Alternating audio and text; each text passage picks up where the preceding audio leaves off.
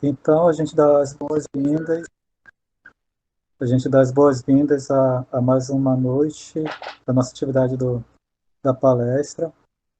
Acabamos de, acabamos de passar pela nossa musicoterapia, né? E aí a gente inicia, então, a noite de hoje. Mas antes de iniciar, o nosso palestrante, hoje é um dia especial, né?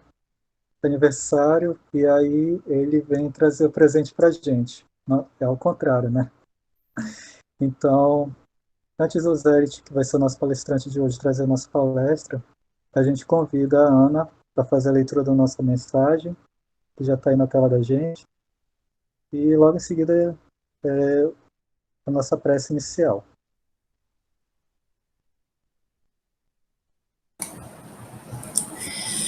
Boa noite, pessoal. A mensagem de hoje, ela se chama Com Amor. E, sobre tudo isto, revestivos de caridade, que é o vínculo da perfeição. Paulo está em Colossenses, capítulo 3, versículo 14. Todo discípulo do Evangelho precisará coragem para atacar os serviços da redenção de si mesmo. Nenhum dispensará as armaduras da fé, a fim de marchar com desassombro sob tempestades. O caminho de resgate e elevação permanece cheio de espinhos. O trabalho constituir-se-á de lutas, sofrimentos, sacrifícios, suor e testemunhos. Toda a preparação é necessária no capítulo da resistência. Entretanto, sobre tudo isto, é indispensável revestir-se nossa alma de caridade, que é o amor sublime. A natureza de caráter, a confiança, a benevolência, a fé, a ciência, a penetração, os dons e as possibilidades são fios preciosos, mas o amor é o tear divino que os entrelaçará, tecendo a túnica da perfeição espiritual. A disciplina e a educação, a escola e a cultura, o esforço e a obra são flores e frutos na árvore da vida. Todavia, o amor é a raiz eterna. Mas como amaremos no serviço diário? Renovemo-nos no Espírito do Senhor e compreendamos os nossos semelhantes. Auxiliemos em silêncio, entendendo a situação de cada um, temperando a bondade com energia e a fraternidade com a justiça. Ouçamos a sugestão do amor a cada passo na senda evolutiva. Quem ama, compreende, e quem compreende, trabalha pelo mundo melhor. Essa mensagem foi escrita pelo Emmanuel e ela está no livro Vinha de Luz, psicografado por Francisco Cândido Xavier. Boa noite, pessoal. Boa noite, Ana. Obrigado. Bom, então agora a gente convida a todos para a nossa prece inicial. E aí a gente solicita, fechemos os olhos para a gente poder se vincular ainda mais a essa atividade. E respirando profundamente, deixando os nossos pensamentos se voltarem para o momento de agora, para as lições que serão trazidas, para a reflexão sobre a mensagem do Cristo, nosso irmão maior, nosso guia, aquele que nos auxilia e nos mostra os caminhos que devemos seguir. Abençoa, Senhor, a este momento, e em especial ao nosso irmão Zérit, que ele, Senhor, se sinta à vontade, se sinta bem e possa trazer as reflexões que preparou para a noite de hoje. e a nós outros, que possamos nos sentir envolvidos ainda mais nesse clima de confraternização e de aprendizado. Abençoa, Senhor, nossos lares, nossos familiares, e que nossa semana possa ser sempre em Tua companhia. Mais uma vez te agradecemos, esteja conosco. Obrigado, e assim seja. Bom, então, como a gente disse, nosso palestrante é o aniversariante da noite e ele preparou o tema da palestra de hoje é Meu Reino Não É Deste Mundo. Então, Zélit, fique à vontade e estamos a seu dispor. Obrigado, Redilson. Boa noite, gente. Deixa eu só colocar o meu slidezinho aqui. Vocês estão conseguindo ver aí? Tá só o branco. Tá, né? Sim. Isso. Boa noite, gente. Que o nosso Mestre Jesus possa nos abençoar, né? Que não apenas a nossa mente, mas o nosso coração esteja conectado hoje com Ele. Então, o tema de hoje é O Meu Reino Não É Deste Mundo, no nosso estudo de hoje, né? Está no capítulo 2 do Evangelho segundo o Espiritismo. E eu trouxe essa imagem de Jesus aí, porque essa imagem me traz uma paz, né? Esse olhar sereno, esse olhar cheio de energia de quem já testemunhou a verdade, né? E que vem trazer uma fé inabalável para a gente. E para a gente entrar, para sermos mais, se aprofundarmos mais nesse assunto, nós vamos lá no Evangelho de João, no capítulo 18, mais precisamente no Novo Testamento, traduzido pelo nosso irmão Haroldo Dutra Dias, né? Então, eu queria trazer essa passagem, para a gente entender em que contexto Jesus estava inserido, né? E nós temos aqui Jesus diante de Pilatos.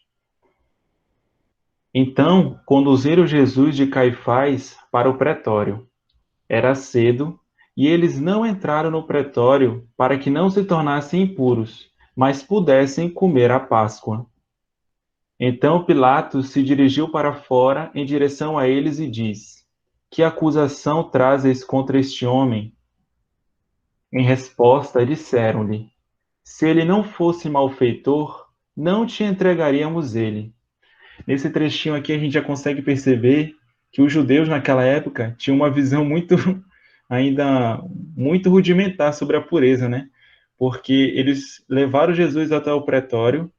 Antes, pretório era onde ficava as forças de Roma ali, onde ficava também a troca de câmbio e a troca de moedas na época. Então, a força militar ficava aglomerada ali, se encontrava ali.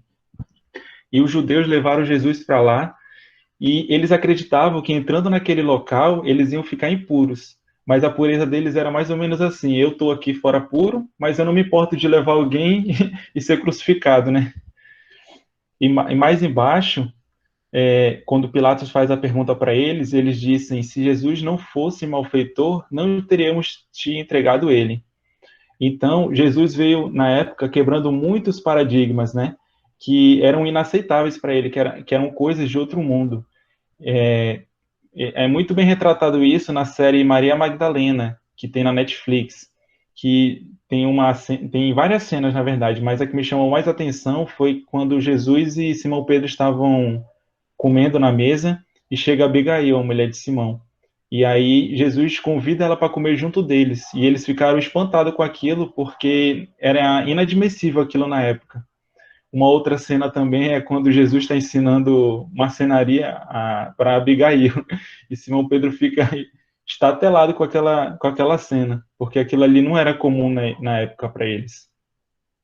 Então, continuando, disse-lhes então Pilatos: Tomai-o vós e julgai-o segundo a vossa lei.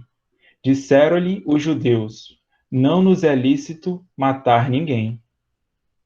Para que se cumprisse a palavra de Jesus, que dissera, indicando o tipo de morte que estava prestes a morrer. Pilatos, então, entrou novamente no pretório, chamou a Jesus e lhe disse: tu és o rei dos judeus. Então Jesus responde, tu dizes isso de ti mesmo, ou outros te disseram isso a respeito de mim? Respondeu Pilatos, acaso eu sou judeu? O teu povo e os sumos sacerdotes te entregaram a mim. Que fizeste? Respondeu Jesus, o meu reino não é deste mundo. Se o meu reino fosse deste mundo, os meus servidores teriam combatido para que eu não fosse entregue aos judeus. Agora, porém, o meu reino não é daqui. Disse-lhe então Pilatos, sendo assim, tu és rei? Respondeu Jesus, tu dizes que sou rei. Eu fui gerado para isso e para isso vim ao mundo, a fim de testemunhar a verdade. Todo aquele que é da verdade, ouve a minha voz. Então, nesse trechinho aqui, a gente consegue ver que Pilatos já não está entendendo o que Jesus quer dizer, né? Porque Pilatos achava que Jesus falava na vida presente.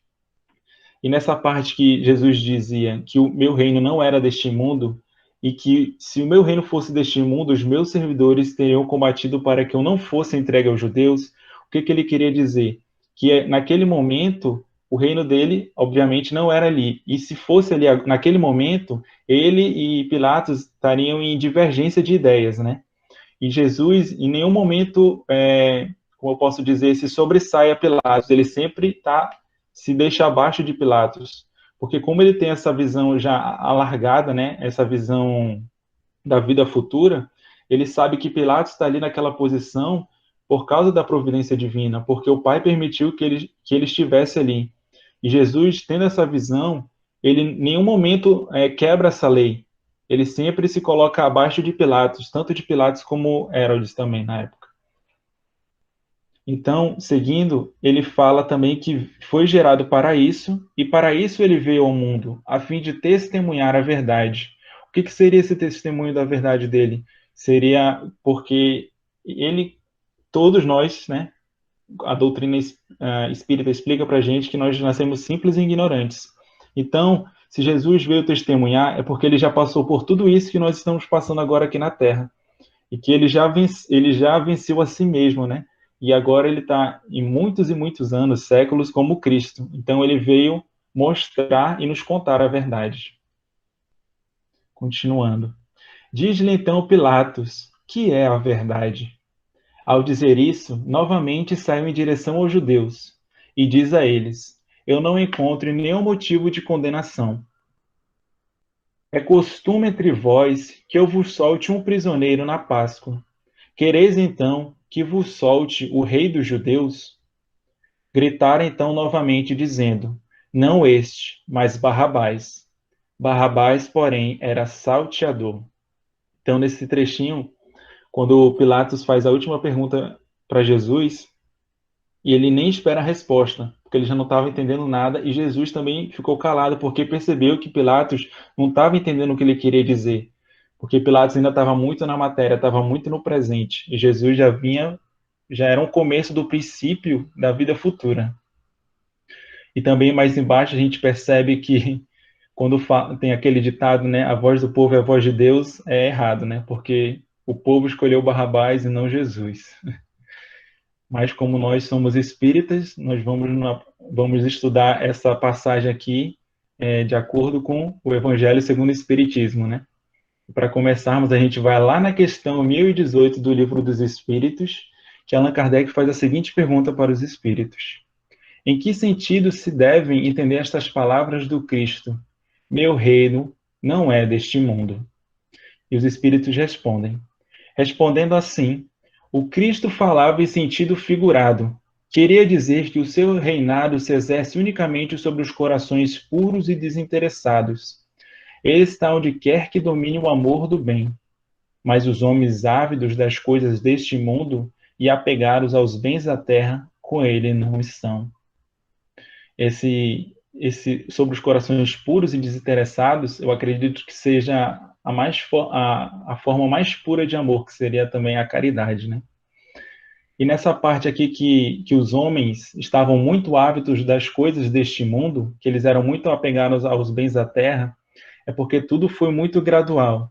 na época de Moisés, ele veio ensinar aos homens o quanto eles poderiam compreender ainda naquela época, porque eles ainda tinham uma visão muito, como posso dizer, ainda não muito madura, né? Eles ainda precisavam ser tocados pela matéria.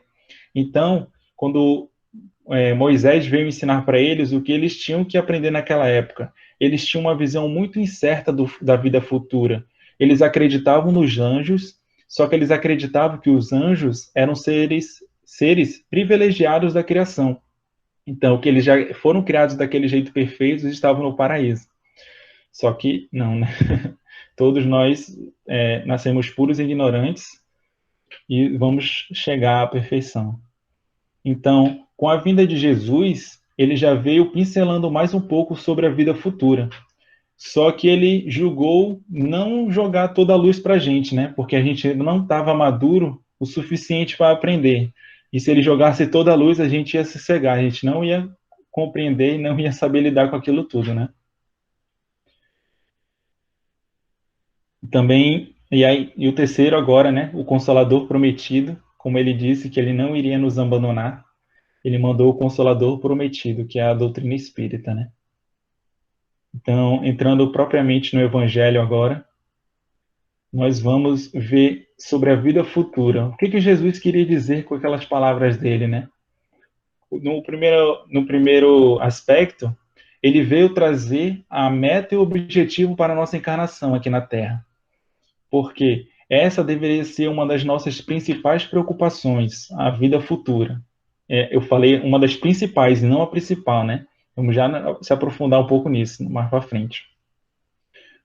Porque quando a gente alarga a nossa visão, a gente consegue compreender que os bens o que a gente passa aqui na Terra é transitório, né? E o próximo item é a vida futura como o eixo do ensino do Cristo. Por quê? Quando a gente compreende a vida futura, quando a gente tem essa visão alargada da vida futura, a gente consegue olhar o mundo sobre um outro prisma, né? Até nas nossas provas, as nossas expiações, por tudo que a gente passa aqui, a gente consegue ser, como eu posso dizer assim, passar por elas com mais confiança, com mais fé, né? Ele também veio querer dizer sobre a visão imprecisa dos judeus acerca da vida futura. Era aquilo que eu falei, eles ainda estavam muito apegados à carne, muito apegados à matéria, e eles não entendiam o que Jesus falava, né, muitas das vezes. E que o Espiritismo veio completar o ensino do Cristo, fazendo quando os homens já se mostram maduros o bastantes para compreender a verdade. Ou seja, é aquilo que eu falei, foi gradual. Primeiro veio Moisés ensinando o que tínhamos que aprender na época, veio Jesus se aprofundando um pouco mais, e veio agora o Espiritismo para completar os ensinos do Cristo, né? Completar, não seria dizer completar, acho que seria mais interpretar, né? Porque os ensinos dele já são completos. O próximo item seria: com o Espiritismo, a vida futura deixa de ser uma hipótese, é uma realidade mostrada pelos fatos. E isso tudo representa a justiça de Deus, né? Um pai que é misericordioso com a gente, um pai que é amoroso, e não mais aquele pai que pune a gente, que castiga a gente. Continuando. E também nós mudamos a forma de encarar a vida aqui na Terra. Porque quando a gente tem essa visão, como eu falei, a gente consegue ver que o que a gente está passando, as dores ou alguma situação que a gente acha que não vai sair daquela situação, né, que está tudo acabado, a gente consegue passar com mais fé, com mais, como posso dizer assim, com mais confiança em Deus. Até tem exemplo que a gente acha que está no fundo do poço, então a gente acha que tem alguma situação que a gente não vai sair mais dali, que a gente passa por aquela situação e lá na frente a gente fica até rindo daquilo, né? Poxa, olha como eu era imaturo ainda. Aquilo ali me afetava de uma maneira enorme e hoje em dia não me afeta. Mas a gente fala isso por quê? Porque a gente aprendeu com aquela situação. Foi um empurrãozinho da providência divina para a gente, né? Para a gente sair da nossa zona de conforto e amadurecer. Aí eu queria mostrar um vídeo para vocês. Deixa eu tirar aqui um vídeo que aprofunda mais um pouco, né, sobre a... Peraí. Que aprofunda mais um pouco nessa ideia de Jesus aqui. Que ele é a luz e a verdade do mundo. Deixa eu ver. Acho que vocês não estão ouvindo. Peraí.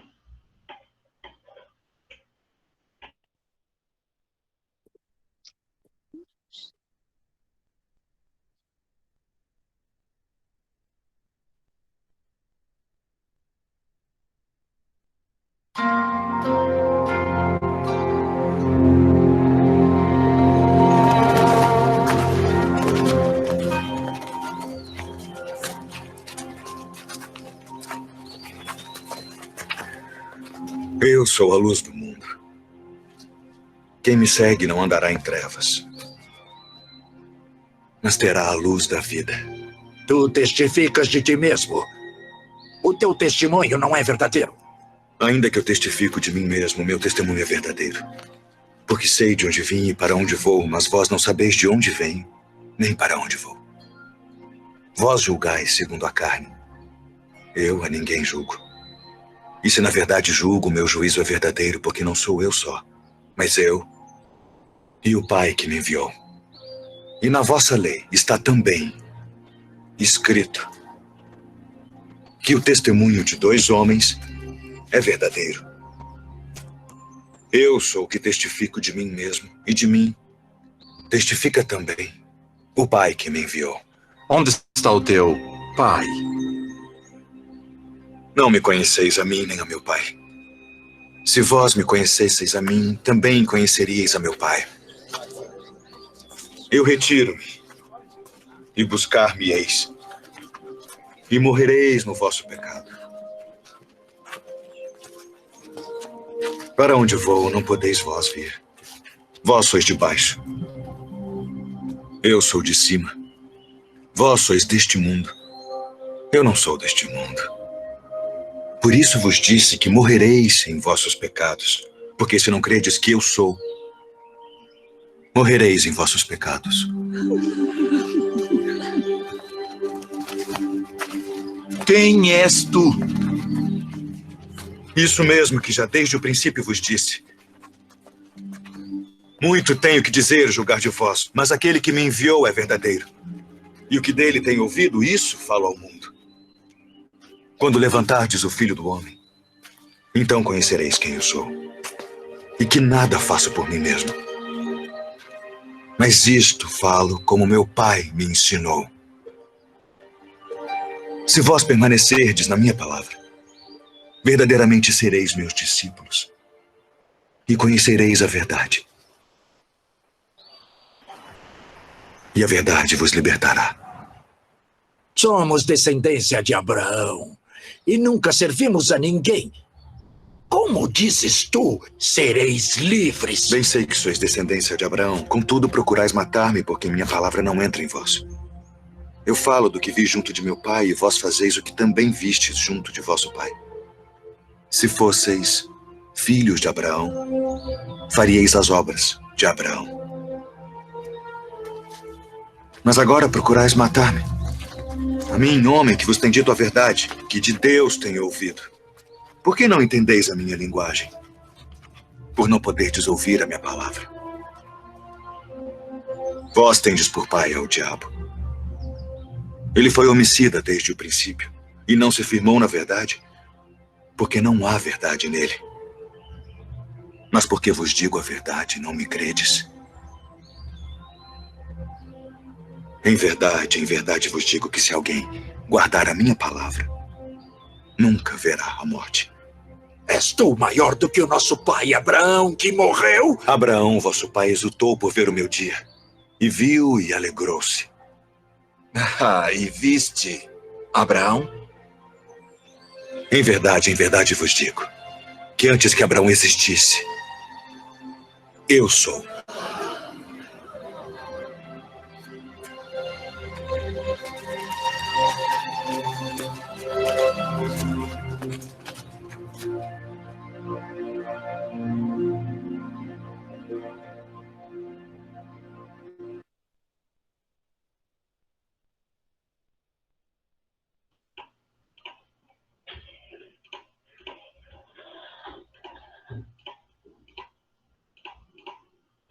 Então a gente consegue ver, né, que era muito difícil da palavra de Jesus entrar neles. Eles ainda estavam muito na carne, eles não entendiam, né? Eles, mesmo olhando os milagres, tudo que Jesus fazia, eles ainda não conseguiam acreditar. Aí podem aparecer as seguintes interrogações, né? Perguntando: se todos pensassem dessa maneira, tudo periclitaria na Terra, ou seja, tudo entraria em decadência, né? Se a gente deixasse as coisas da Terra e focasse só no divino, tudo ia cair, né? Tudo entraria em decadência. Só que, como no próprio Evangelho diz, os Espíritos, né? Que Deus não condena os gozos terrenos, mas o abuso desses gozos em detrimento das coisas da alma. Ou seja, quando como eu posso dizer assim, quando a gente abusa daquilo, quando a gente tem mais do que a gente precisa e fica só querendo acumular mais e mais, tipo criança, tem um brinquedo e sempre vai querendo mais e mais e não quer compartilhar com os coleguinhas, né?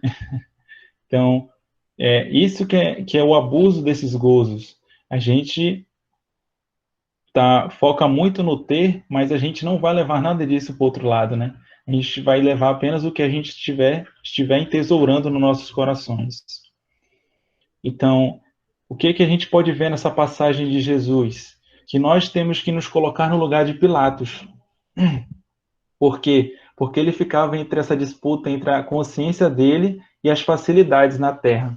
Se a gente continuasse um pouco do capítulo 19 do Evangelho de João, a gente veria que Pilatos ele pediu para darem umas porradas em Jesus, e depois que eles fizeram isso, colocaram a coroa de espinhos em Jesus e vestiram ele com manto púrpura. E aí ele apresentou Jesus para a multidão, né? Eis aqui o homem. Numa aparente derrota, assim, nos olhos aqui da terrenos, seria uma grande vitória no espiritual, porque ali estava iniciando a plantação da semente do evangelho no mundo, né?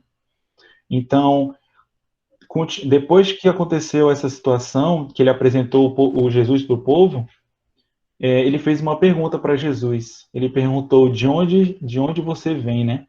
E Jesus não respondeu ele, ficou calado. Só que depois ele fez outra pergunta para Jesus. Na verdade, ele perguntou: por que não me respondes? Não sabes que eu tenho o poder para te crucificar ou para te libertar? E Jesus virou para ele e falou: não terias nenhum poder sobre mim se não fosse concedido pelo alto. Depois disso, Pilatos ficou estatelado, né? Ficou assim, porque Jesus deve ter falado com energia para ele, com certeza. E aí, depois disso, Pilatos fazia de tudo para Jesus não ser crucificado, né? Porque a consciência dele estava falando que ele não tinha motivo nenhum para Jesus ser crucificado. E ele estava, de toda forma, fazendo de tudo que era possível para não condenar Jesus. Só que a multidão, né? A multidão gritava que o único rei era César. E que se Pilatos não crucificasse Jesus, ele não era amigo de César. Ele era inimigo de César. E quando a multidão começou a gritar que ele era inimigo de César, ele pendeu para o lado da facilidade, né? Ele esqueceu a consciência dele, que era o certo a se fazer, e foi para o lado das facilidades, dos bens terrenos. Porque se ele ajudasse Jesus, ele seria punido, né, aqui na terra. Então, essa é a mensagem que eu quero trazer para vocês, porque isso só mudou o cenário para os dias de hoje, só mudou o cenário e as pessoas, mas isso muito acontece, digamos assim, no nosso dia a dia, no trabalho. Em vez de a gente fazer algo que a gente tem certeza, que a nossa consciência diz que é o certo, e a gente faz outra coisa que é para nos beneficiar lá na frente, a gente já está sendo que nem Pilatos, né? Estamos escolhendo os bens terrenos em vez da nossa consciência, que é o certo. Nós estamos nos preocupando mais com as facilidades aqui na Terra do que com o nosso futuro divino, com a vida verdadeira, né? Então, eu queria trazer essa mensagem aqui do espírito de Lamennais. Não sei se essa é a pronúncia correta, mas eu tirei da Revista Espírita, de 1862, do Jornal de Estudos Psicológicos, uma mensagem à cruz. Então, o Espírito fala: o Cristo diz: meu reino não é deste mundo. Ó, sois demasiadamente deste mundo de lama para compreenderdes essas sublimes palavras. E se algum juiz suficientemente poderoso vos pudesse perguntar: sois filhos de Deus? Vossa vontade morreria no fundo da garganta e não poderíeis responder como Cristo em face da humanidade. Vós o dissestes, vós todos sois deuses, disse o Cristo. Quando a língua de fogo desce sobre as vossas cabeças e penetra os vossos corações. Vós todos sois deuses, quando percorreis a terra em nome da caridade, mas sois filhos do mundo, quando contemplais os sofrimentos atuais da humanidade e não pensais em seu futuro divino. Homem, que aquelas palavras sejam lidas por teu coração e não por teus olhos de carne. O Cristo não erigiu um panteão, ele ergueu uma cruz. Então, o que essa mensagem quer dizer? Que todos nós somos deuses quando a gente opta pela nossa consciência, opta por fazer o certo, que vai trazer a gente, que vai agregar a gente numa vida futura, né? E somos filhos do mundo quando a gente não pensa no nosso futuro divino, né? Quando a gente prefere os sofrimentos aqui da Terra. Então, esse era o estudo de hoje, essa era a mensagem que eu queria trazer para vocês, de nos colocarmos, de nos vermos em Pilatos no nosso dia a dia e fazer essa transformação moral em nós mesmos. Eu agradeço a atenção de todos e muito obrigado.